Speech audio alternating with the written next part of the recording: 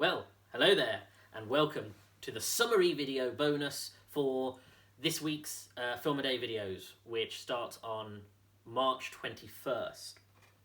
So, I'm going to talk very briefly about each film that I watched this week, give my précis of it, but please do, if you like any of the sound of any of the videos I discussed, please go to that video for a much more thorough breakdown of that film. So, Monday, I watched A Lady Vanishes, the 1938 Alfred Hitchcock classic. I liked it, I have to say. It has the hallmarks of Hitchcock. It really has his early stage, him developing, and I think this is going to be a theme of this week, filmmakers who are in the early points of their career and at their experimentation. And I did like this. It's broken into 3 acts. You have your first act, which is much more your traditional 1930s, almost comedic, meet-cute, romance drama type setup. Then in the second act, much more of a traditional Hitchcock psychological thriller, and I loved that bit. And then the third act with a political spy thriller with commentary about Europe at the time, which was actually rather remarkable. And I do like individual parts from each of them, and as I say, that middle act I absolutely loved when it gets into gaslighting and the ideas of what of reality and experience and stuff, and much more the Hitchcockian style. I just think as a whole it's good, but just not quite what I want. I want your later Hitchcocks, because I think that's much more in the wheelhouse of things I like. Tuesday was the documentary Life in a Day 2020, and I loved this film. It is a wonderful representation of the struggle that we collectively have been going throughout last year. And in terms of curation, I think it's a great piece of art in terms of bringing together hundreds of people's stories to be able to compare us and show how similar our experiences are, and to highlight individuals who, have gone through all kinds of things in one individual day in July of last year, and the idea that life is always going, and every day something remarkable can happen, and people have stories that they can tell.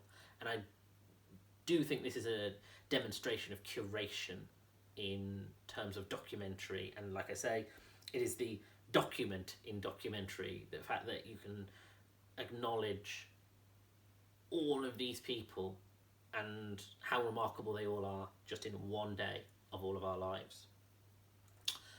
Wednesday, I watched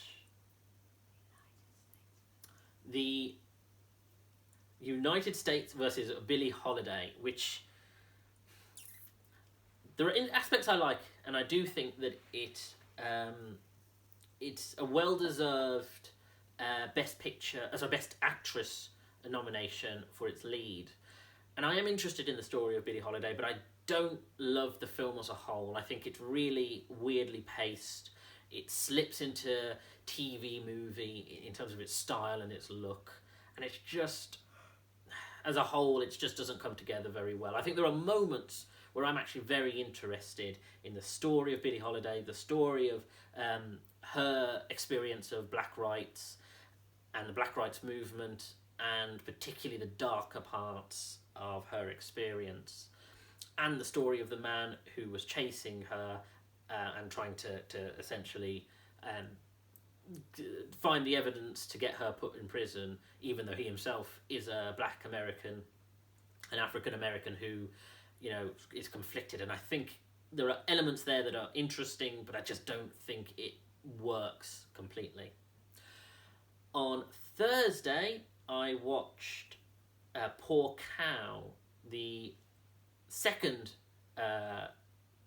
filmmaker who we're experiencing his early work with Ken Loach, where this was an interesting one because, similar to Alfred Hitchcock and similar to later with Nolan, I like the idea of him trying out different things, and this was his first feature film outside of the TV plays that he'd done before, and the fact that he used this as a platform to experiment with the social realist style that he would later craft, and trying out different, very much like Hitchcock, trying out different genres, broadly speaking, in terms of varying between something that's much more like a soap opera, something that's much more like a quite gritty drama, to something that's more like a documentary, and him sort of having a play really with different styles and different ways to relay